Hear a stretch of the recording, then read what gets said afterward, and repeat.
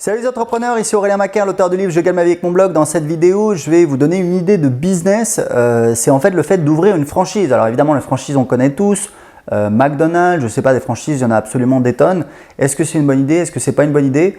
Quand on veut créer son entreprise, évidemment la franchise c'est quelque chose de très tentant puisque voilà, on n'a pas besoin de trouver une idée. On a déjà une idée qui nous tombe comme ça, tout cuit dans le bec. Et généralement c'est un business qui est assez optimisé puisque voilà, il y a pas mal de gens dans le réseau, il y a pas mal d'expérience. Le franchiseur a pas mal d'expérience dans son business, donc ça peut être évidemment une très bonne opportunité. Ça peut être un business très lucratif. C'est évident que les gens qui ont ouvert des McDonald's quand le réseau s'est développé dans les années 80-90, bon, voilà, ils sont plutôt bien. Je crois que les supermarchés Leclerc, je crois qu'en fait c'est un réseau de franchisés. Les franchisés Leclerc, c'est très connu. Ils sont très très bien puisque les marges sont très faibles dans la grande distribution, mais il y a des volumes très très élevés. Donc voilà, généralement les franchisés Leclerc sont très très bien. Même si je pense qu'aujourd'hui c'est beaucoup plus difficile, évidemment, il faut faire carrière, etc. Dans le réseau, c'est quand même très très long. Et la franchise, il y a des enseignes très reconnues, mais il y a des concepts qui se lancent. Vous allez au salon de la franchise, moi j'y étais allé en 2010 quand j'étais de retour d'Australie, que j'étais un petit peu évidemment à l'affût d'opportunités. Je ne voulais pas retourner travailler dans un bureau et puis chercher un petit peu ce qu'il y avait. Il n'y avait rien qui m'avait vraiment emballé. Donc voilà, la franchise, c'est évident que ça a pas mal d'avantages, mais maintenant, peut y avoir des surprises, des déconvenues. Je sais que j'avais vu une émission où on voyait justement des franchisés, je crois que c'était McDonald's, où en fait le truc c'est que comme McDonald's se faisait la guerre avec d'autres franchises, et notamment bien évidemment Quick, en fait il y avait des endroits où McDonald's disait ok, on va ouvrir une franchise ici parce qu'il y a un Quick juste là, et puis on va ouvrir un autre McDonald's de là.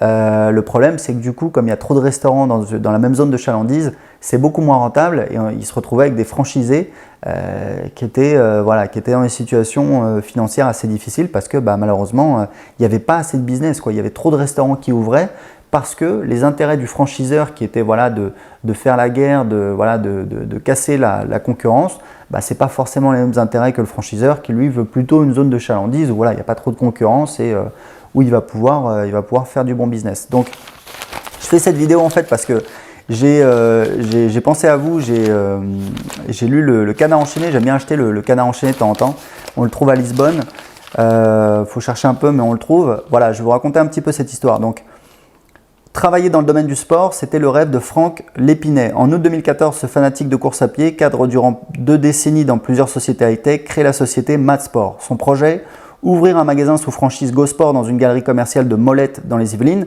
Un business plan approuvé par l'enseigne d'articles de sport, filiale du groupe Casino, laisse espérer à l'apprenti distributeur un chiffre d'affaires alléchant, mais très rapidement l'expérience tourne au cauchemar. Avant l'ouverture du magasin, l'enseigne fournit à Madsport le stock de marchandises dit de démarrage.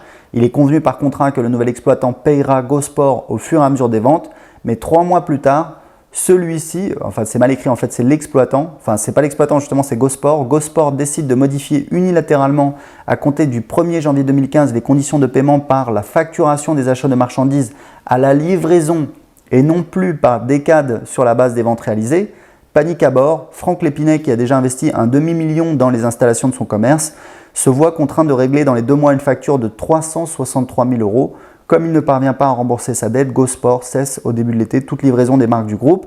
Le 17 septembre, c'est le coup de grâce. Le responsable des franchises du groupe GoSport exige que Franck apporte une garantie personnelle, en l'occurrence sa maison, pour faire face à ses encours. Voilà, c'est pas marrant. Le commerçant refuse.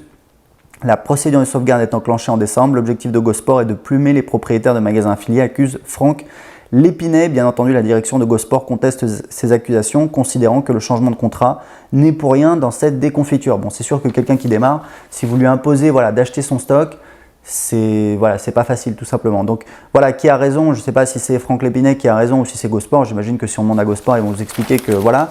Je voulais vous parler de ça parce que malheureusement, pour moi, il y a une règle de base que je tiens d'un livre qui s'appelle The Millionaire Fastlane de MJ DeMarco, qui est vraiment une référence. Alors, je crois qu'il n'est pas disponible en français, mais c'est vraiment une référence. Il y a beaucoup de gens qui disent que c'est mieux que la semaine de 4 heures en fait. MJ DeMarco, c'est quelqu'un qui a créé un business sur Internet à la fin des années 90, début des années 2000, où en fait, il faisait de la génération de leads pour des limousines aux États-Unis et il explique dans son livre que il a travaillé dur. mais au bout de quelques mois, quelques années, il avait un business qui lui rapportait 100 000 dollars par mois. Il a vendu son business, il l'a racheté je crois 2 ans plus tard, je crois qu'il l'a revendu et maintenant voilà, il parle de comment créer un business rentable, etc. Et dans son livre, il a un concept qui est très important, c'est le concept justement d'indépendance ou plutôt de maîtrise, c'est-à-dire est-ce que vous maîtrisez votre business, est-ce que vous avez la main sur tout? Moi je sais que j'ai fait une vidéo sur le MLM où je disais que j'aimais pas trop le MLM, notamment parce que voilà, votre réseau, s'il décide de changer les conditions du contrat, vous ne pouvez pas faire grand chose en pratique et vous pouvez vous retrouver un petit peu dans la panade. Alors on m'a répondu, on m'a dit que voilà, le réseau n'a aucun intérêt à faire cela et je suis absolument d'accord, mais regardez dans l'histoire de GoSport, est-ce que GoSport a intérêt à mettre en difficulté un de ses franchisés? A priori non, puisque voilà, ils vont perdre un magasin et c'est un petit peu idiot, mais j'imagine qu'ils ont leur raison, on ne connaît pas forcément tous les tenants et les aboutissants. Donc voilà, tout ça pour vous dire que la franchise, évidemment, c'est bien, il y a des gens qui sont devenus riches avec la franchise, ça peut être une manière de créer un business. Maintenant, moi, le truc qui me gêne un peu, c'est que on n'a pas, si vous voulez, la décision, la main sur tout, et ça peut être un petit peu embêtant. Je sais que quand j'étais en Australie, il y avait justement… On était à Newton, c'est une banlieue à côté de Sydney avec un copain et on allait toujours prendre voilà, nos muffins en Australie, voilà, c'est la culture café, muffins, etc. On se fait plaisir, on allait toujours chez Jeannette qui avait une franchise un petit peu sympa, etc. J'aimais bien et on discutait avec elle et en fait on s'est rendu compte qu'elle se battait pour sortir de la franchise parce qu'elle estimait que ce qu'elle payait, ça ne lui rapportait pas assez et que voilà, grosso modo les gens venaient chez elle acheter ses muffins et son café parce que elle était sympa, elle faisait bien son boulot et qu'elle faisait 60 heures de boulot par semaine et elle ne voyait pas l'intérêt de payer juste pour avoir une marque, une franchise.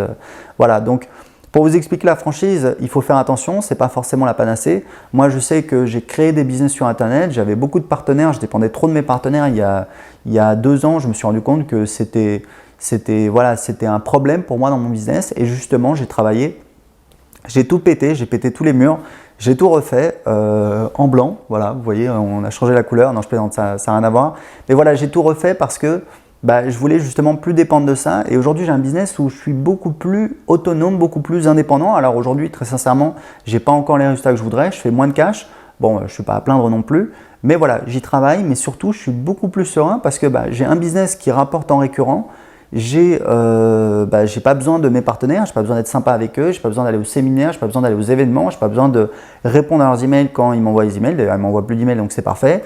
J'ai pas besoin de répondre à leurs coups de téléphone, j'ai pas besoin de faire les masterminds sur Skype, de machin, etc. J'ai pas besoin de, voilà, quand ils ont un problème, une crise, il faut aider, etc. Bon c'est sympa, je suis pas contre, mais voilà, au bout d'un moment je me suis rendu compte que je manquais d'autonomie et aujourd'hui je crée un business qui est justement autonome et j'aide mes élèves à créer un business, je le fais depuis 2010, j'ai aidé voilà, des centaines de personnes à créer un business rentable sur internet et aujourd'hui je leur fais profiter évidemment de mes avancées et aujourd'hui je les aide à aller encore plus loin, c'est-à-dire à automatiser leur business, à avoir un business qui rapporte de manière récurrente, c'est-à-dire tous les mois sans forcément avoir à bosser, hein, c'est quand même pour dire ce qui est, donc il y a l'automatisation, mais également le fait voilà, de travailler sur la stratégie, sur l'indépendance de son business pour dépendre de personnes parce que c'est super important, parce que voilà, même si vous dépendez que de vos partenaires qui sont vos potes, un jour peut-être ça peut ne plus être vos potes ou alors voilà, vous avez plus envie de passer du temps dans les avions, aller au séminaire, aux événements, machin, etc. Et vous préférez voilà, gérer votre temps comme vous l'entendez. Donc si vous voulez aller plus loin, j'ai un cadeau pour vous, j'ai une formation gratuite en vidéo d'1 heure où je vous explique tout simplement comment créer un business sur internet qui rapporte au moins 2 000 € par mois. Vous allez voir les sites internet que j'utilise, vous allez voir comment je fais pour faire les ventes, je vous montre tout. Pour voir la formation gratuitement tout de suite, cliquez en dessous de cette vidéo. À tout de suite.